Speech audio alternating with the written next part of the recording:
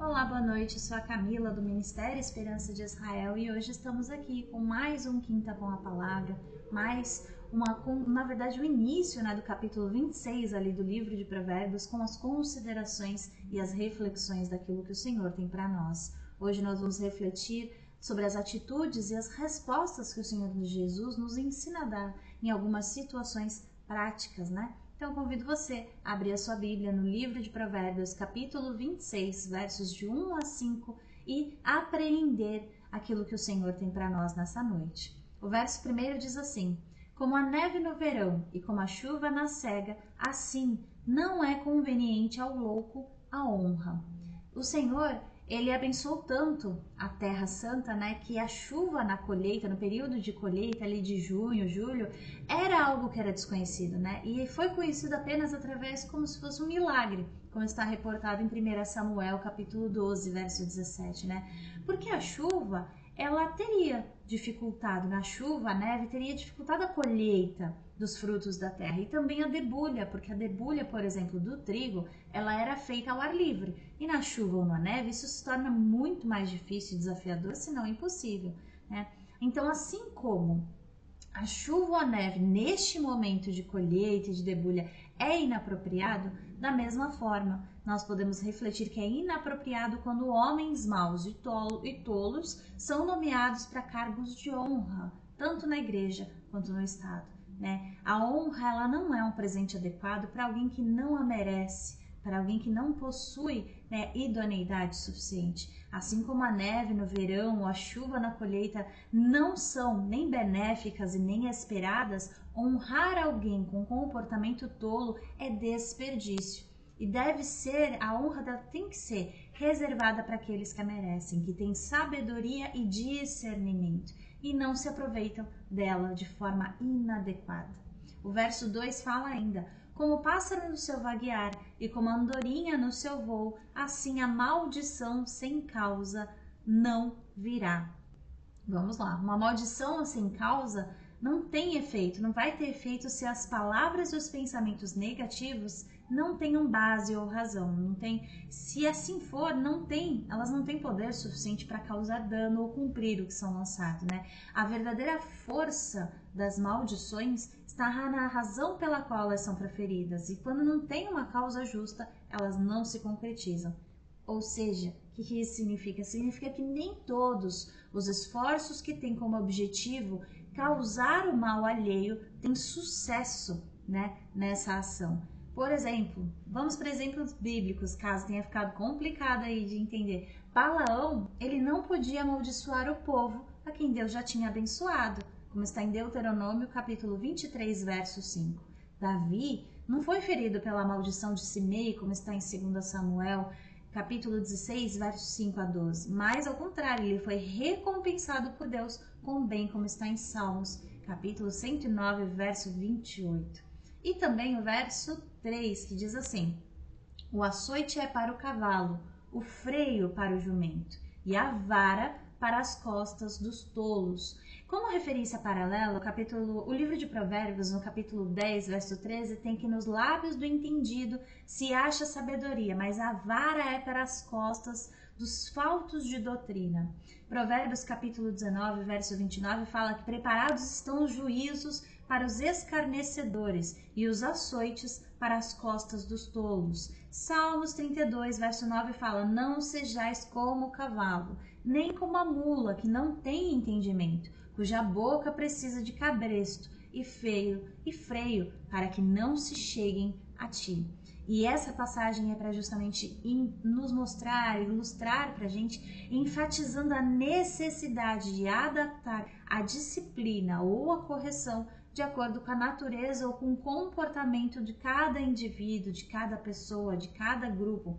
Não é referente essa disciplina, essa vara, a violência, não tem nada a ver com violência, mas é a necessidade de usar a justa medida de força, de disciplina necessária para corrigir os atos daqueles que são tolos. O objetivo é que aquele que precisa de instrução a receba depois de ser disciplinado, identifique o seu erro e a sua falha e melhore o seu comportamento. não apenas seja castigado pelo castigo, até porque o castigo pelo castigo desrespeita e torna a pessoa com ira, com revolta, né? E acaba gerando mais violência.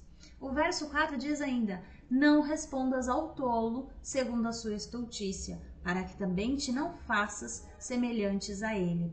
Não responda, né, a pessoa com um gesto, o ato, comportamento de tolice conforme a sua tolice. Parece óbvio, mas é justamente a reflexão para nós de não nos coloquemos no mesmo nível daquele que está praticando tolices, daquele que está praticando ignorâncias. Não respondamos com a mesma velocidade, intenção, violência, tom de voz, ou ainda não pratiquemos, não alimentemos discussões como se de alguma forma ele estivesse equilibrado e ele não fosse tolo naquele momento, como se ele fosse sensato, né?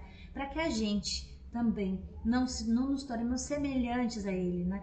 Não é sobre não descer ao nível do outro como se nós fôssemos superiores, não, mas não entremos na mesma frequência se nós percebemos que há uma atitude de ignorância e de violência, né?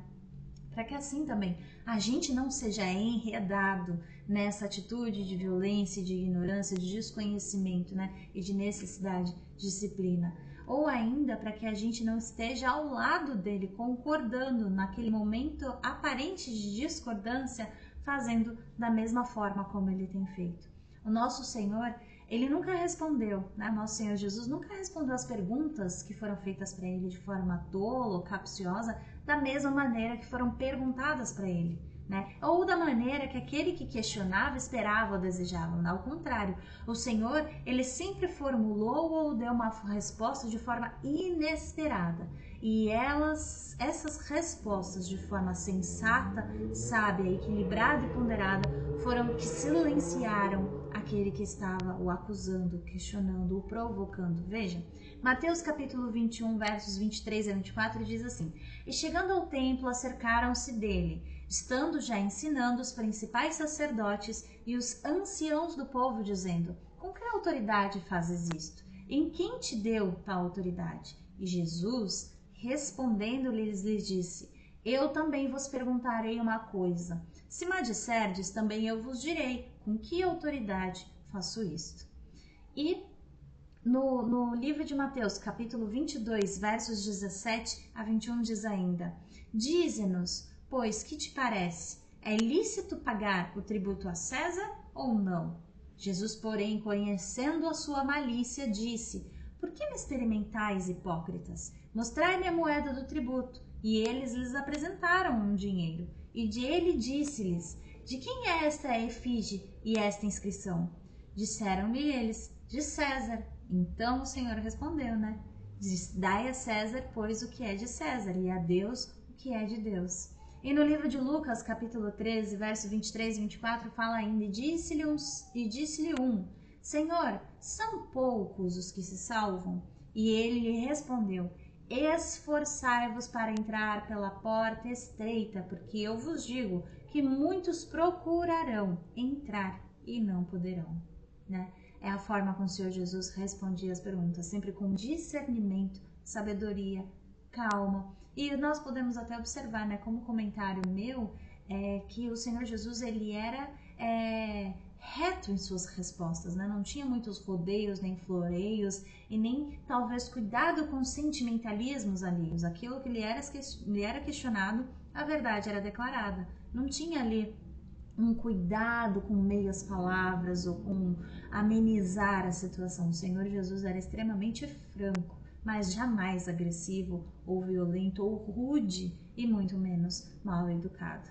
E o verso 5, que é o último verso da noite, diz assim: responde ao tolo segundo a sua estultícia, para que ti também não faças semelhante a ele. Se a gente for voltar ali no verso 4, a gente tem, né, que é a reflexão de que a gente tem a proibição de responder ao tolo da mesma forma que ele nos provoca, que ele nos responde, né? Melhor, muitas vezes, a gente pode até compreender calado que respondê-lo, né? Se a gente estiver numa situação que a gente é claramente incapaz, né, de receber uma resposta sábia, então para que a gente não responda de forma alguma. Veja, O livro de Isaías, no capítulo 36, verso 21, fala: Eles, porém, se calaram e não lhe responderam palavra alguma, porque havia mandado do rei, dizendo: Não lhe respondereis. Mas, onde precisarmos convencer alguém de algum ato, um gesto de tolice, para que aquela pessoa não vá embora com a noção de que a sua própria sabedoria é superior, nós devemos sim responder de modo a refutá-lo daquela situação de ignorância, né? Palavras não respondidas podem ser consideradas irrespondíveis, por assim dizer, né? Pode ser considerado que elas já estão certas e não precisam de resposta. Então nós temos o dever, com discernimento, com sabedoria e com respeito, né? Mas não de responder à insensatez, mas à insensatez responder com a resposta que aquele nível de insensatez exige.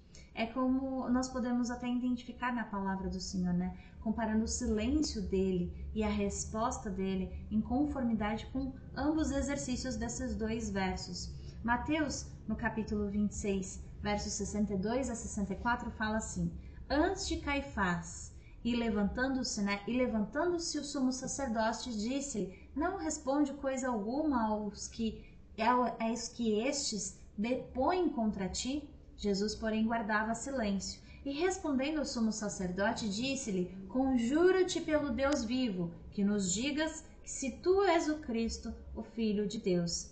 E disse-lhes Jesus: Tu o disseste. Digo-vos vós, porém, que vereis em breve o Filho do Homem assentado à direita do poder e vindo sobre as nuvens dos céus. João, em seu capítulo 19, versos 9 a 11, fala ainda, né, que foi um momento ali antes de Pilatos. E entrou outra vez na audiência e disse a Jesus: De onde és tu? Mas Jesus não lhe deu resposta. Disse-lhe, pois, Pilatos: Não me falas a mim? Não sabes tu que tenho poder para te crucificar e tenho poder para te soltar? Respondeu Jesus: Nenhum poder terias contra mim, se de cima não te fosse dado. Mas aquele que me entregou a ti, maior pecado tem. E é sobre discernir, né? Discernir o tempo para guardar o silêncio, o tempo para falar, como está em Eclesiastes, capítulo 3, verso 7, que diz tempo de rasgar e tempo de coser, tempo de estar calado e tempo de falar. Quando nós temos, vamos refletir da seguinte forma: quando nós temos a nossa própria honra seja ofendida, a nossa própria honra sendo atacada, fiquemos quietos, por exemplo, como Moisés, que humildemente, né, quando foi zombado por Arã e Miriam, lá em Números, capítulo 12, versos 2 a 4, fiquemos quietos como ele, porque nós não nos defendemos mais a nós mesmos, o Senhor é que nos defende. Mas quando a glória do Senhor ou o bem do próximo está envolvido, nós devemos nos posicionar.